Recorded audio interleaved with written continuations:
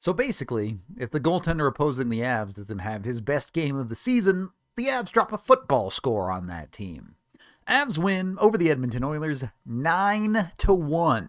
This game was close for the first 10 minutes, but as soon as the Avs scored, this game pretty much got over in a hurry. I've got to say, I've never seen a game where 4 players on the same team all had multi-goal nights, so even when you think you've seen it all, there's always something new. The game itself was wonderful, and yes, a significant amount of the Avs' success in this game boils down to Edmonton's goaltending being garbage tier, but I think it's worth noting against poor goaltending, the Avs shot the puck well enough. There aren't a ton of goals that you look at in this game and go, that was an unbelievable shot from the Avs, but they were shooting the puck. There are not a lot of teams, even against weak goaltending, that are going to put up a 9 spot, and honestly, in the past less than a year, there are versions of the Colorado Avalanche that find a way to struggle to score in this game. But the Avs recognized the situation, recognized the goaltending for Edmonton was bad, threw pucks to the net, and got rewarded for it. I'm trying to think of the last time I saw 8 5v5 goals in a game. And the answer to that might also be never. 9 goals without a power play goal. The extra goal is actually a shorthanded one. Pretty silly stuff from the Avs. And I mean that in a good way. Yes, the power play went over 7. Yes, the power play was bad at times. Just not having that conversation in this one. Acknowledged, but moving on. The first 10 minutes was weird. Both teams took multiple penalties, had power plays, some of which were chopped off and reduced, and it was a little all over the place. Good job by the Avs penalty kill and Scott Wedgwood to not allow Edmonton to thrive in an area they're very good at early. And with the Avs weathering the early game weirdness, you feed it off to the best defensive pairing in the NHL. Avs top line working along the boards here. They get it back to Taves initially. They go in deep. It's just good work from the Avs. Lucky is here. He's able to get it back up the wall, and Nathan MacKinnon is ready to make a play along the boards.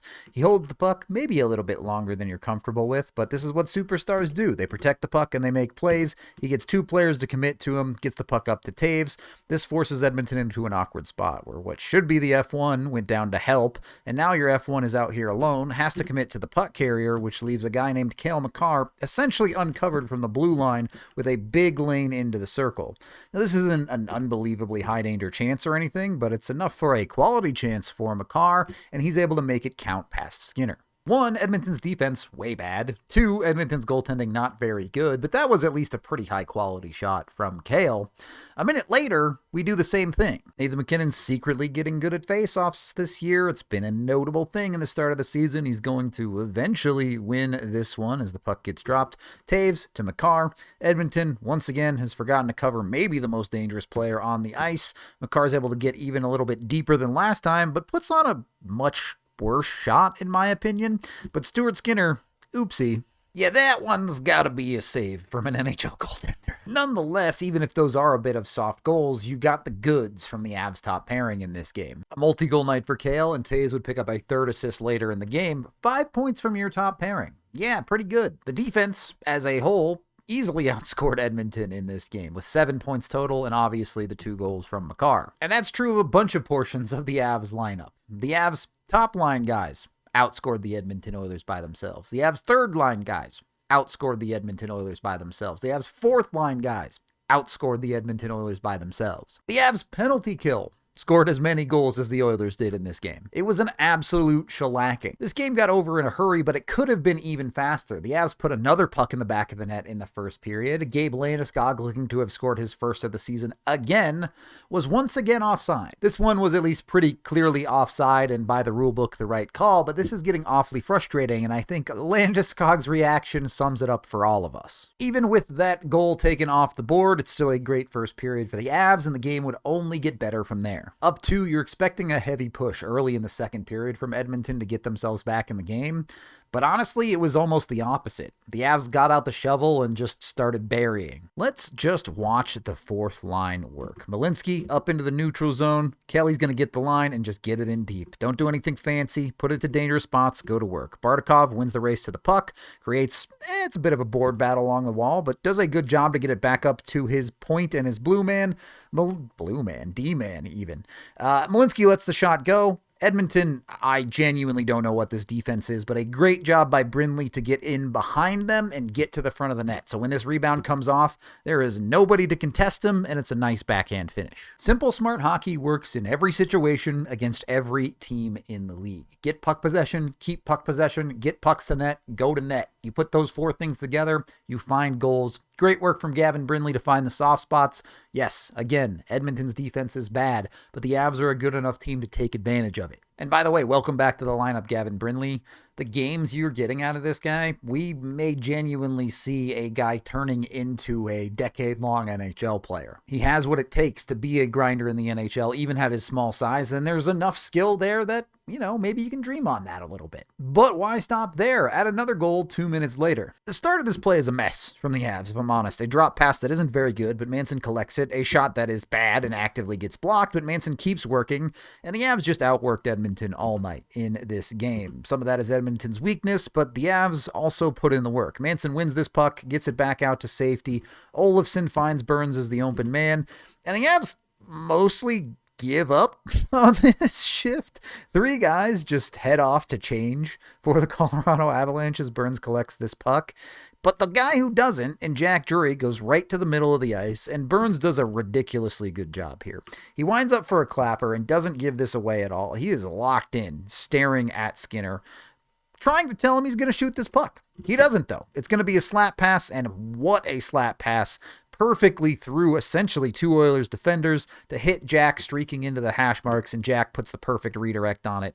For some ugly ones, that one is beautiful. This may well have been Brent Burns' best game as an Av. I know he only had the 1 point, and it was not a perfect game, but high quality from him. It's probably also one of Jack Drury's best games as an Av, if not the best. Same goes for Parker Kelly. Same goes for Gavin Brindley. A lot of the Avs lineup really turned in a Spades plus game. The Avs getting it from absolutely everywhere tonight. Of course, you need that to get to 9 probably. And while Edmonton isn't off to the greatest start, to go out and pump them the way the Avs did in this game is nothing but awesome. We're not even to the halfway mark of the game, and the fourth line strikes again to make it 5-0. The Avs depth is actually pretty capable of doing pretty stuff. First of all, more nonsense from Edmonton, but Brindley right there to jump on the play. Doesn't do a great job, but quickly a puck found by your other fourth liner in Kelly. He gets it out up high. The Avs are able to reset. Ashan goes across to Malinsky, who puts a bad shot on it. So some good, some bad, a little bit of silliness, but the Avs first to pucks everywhere. Ashan down the wall. Bardakov turns and just gets this in deep by whacking at it. Brindley is in behind the net. Tries to go for the fancy high-level pass. It doesn't work, but it does work, because if you get it out to a good area, good bounces happen. And who's Johnny on the spot? This time it's Parker Kelly. We need to talk about Parker Kelly on the backhand, but we'll wait a goal. It's not even that clean of a play, but Gavin Brindley puts a puck to a dangerous area. You maybe get a bit of a fortunate bounce, and someone is there, and Parker Kelly to clean it up.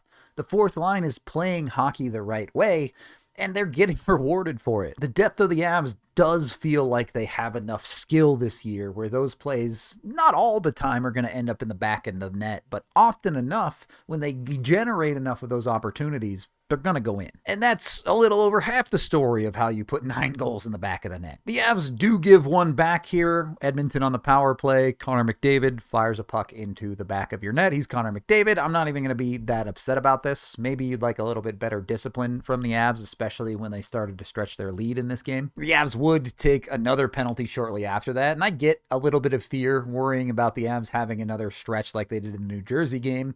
You don't love giving up a ton of goals at once in these games that should be easy for you.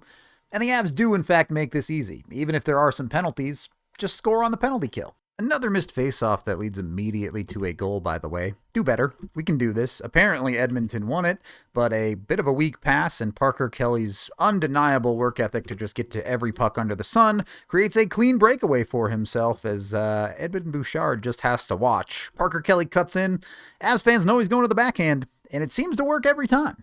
Parker Kelly might have the best move on the Avs on a breakaway right now, like not even joking. Whatever it is about how he moves to that backhand, he just gets goalies to bite on the front hand side. If we're being honest, the game was probably over already at that point, but that Kelly goal was just the absolute final nail in this cushion coffin. Really, the third period was mostly just the Avs stat padding, but if you wanted to add even another nail, less than 30 seconds in, Nathan MacKinnon just says dope. The Edmonton Oilers might genuinely be the worst team in the NHL along the boards. I don't know what to tell you. Taves is just going to chip this thing off the boards, and it is not only going to get out of the zone, but as Leckie knocks it through, it gets up into the neutral zone to where only Nathan MacKinnon collects it, and the Oilers have given up a clean 2-on-1. Nathan MacKinnon opts to shoot and just rips it short side. And the beatings will continue until morale improves, as 5 minutes later, Nathan MacKinnon does it again. I actually think this is the funniest goal of the game, and I'll show you why. Edmonton's power play is expiring here. Another good kill from the Avs. A rimmed puck comes to Nathan MacKinnon just getting out of the box, and Nathan MacKinnon took his sweet time to collect this one to go 1-on-1 and beat a goalie again. The reason it's funny, though, and I'll show you on the replay, is Nathan MacKinnon is not even really ready to get out of the penalty box. He's chilling, sitting on the bench. He's not upstanding like we see some guys do when they're ready to get out. The door opens, he goes, "Oh, right, I play hockey," catches this puck, and then just goes on to score because he's Nathan MacKinnon, I guess. He doesn't even care. Mac, looking like the most reluctant goal scorer of all time, stepping out of the box, didn't even want to charge the zone by himself, does, and then the puck just goes in. Dude literally does not react that he just scored his 12th goal of the season, tying him for the league lead. That's how much of a blowout this game was. And why not add another goal from your third-ish line here? One more for the road, I guess. Edmonton clears a puck, but Jack Ashawn just puts it back in, and your bottom six goes to work again. Edmonton being lazy, they know the game's over. Here comes Parker Kelly. Takes the puck, thank you very much. Ross Colton, beautiful vision to find Jack Drury coming down the middle, and Edmonton is done. Yeah, it's a meaningless garbage time goal in a game that ends 9-1, sure. But I think there is something to note there. The Avs, in a game that was clearly over, still get that hard work ethic from their third line, or Colton was out there too. Whatever you want to call this line, middle six, bottom six, sure. They're still out there working hard because that's the expectation. The Avs depth only knows how to play one way. Regardless of the score, regardless of the situation, you're going to get that consistency out of them. Now, the puck isn't always going to go in for them like it did today, but you know you can get reliable, good hockey. Every single goal was fun. Every single goal had quality play, even if the Avs did get rewarded by some bad goaltending and defense at times too. And regardless of the ridiculous score, this is the perfect setup for the Avs. The first game of a back-to-back where they absolutely got to coast through, if we're being honest, the entire second half of the game was pretty much a free roll from them. Everyone in the top six, except for Val Nichushkin, got to play under their season average TOI. The defensive minutes were very well spread out, and some of your bottom six guys that were playing well got rewarded with some extra ice time. All of that keeps you a tick fresher and a tick more engaged for the second half of this back-to-back tomorrow, or today when you're watching this. All three of the Avs' fourth-line players had a multi-point night, including a 3-point night for Parker Kelly. Devon Taves picks up 3 assists, the multi-goal game for Kale. Nathan MacKinnon had 4 points in this game. And you had multiple other players with multi-point nights and other players that at least chipped in an assist here and there. Yeah, there are a couple of guys without points too, but it just doesn't matter when you score 9. Stuart Skinner ended the game with a save percentage that starts with a 6, and Calvin Pickard starts with a 7, and you're not going to see that very often. NHL goaltenders are almost always better than that. But don't apologize for facing goalies that had a bad night. The Avs face plenty of goalies who have great nights. This one went the Avs' way, and they capitalized on it. Great game, fun all the way around. The Avs are absolutely the best team in the NHL right now. There's just not a ton to say here other than the Avs are great. That is the end of this game video review. Thank you for watching. I am Rudo, and you almost could have had 10 though, right? The Landy goal, if it counted, can we call this 10?